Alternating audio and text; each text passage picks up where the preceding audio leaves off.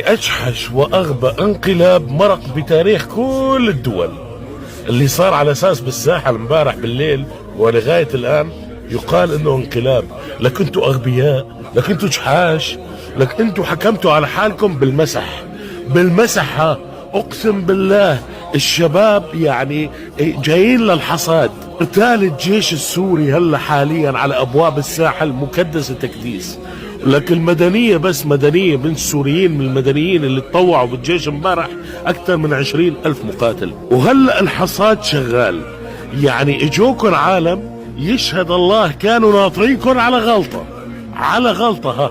يعني انتوا الفرصة يلي منحوكن اياها الحكومة ضيعتوها هباء منثورا. حكمتوا على حالكن، مو انه والله سجن ومحكمة مسح دم الشهداء امبارح من إدارة الأمن العام بالجبلة وباللاذقية.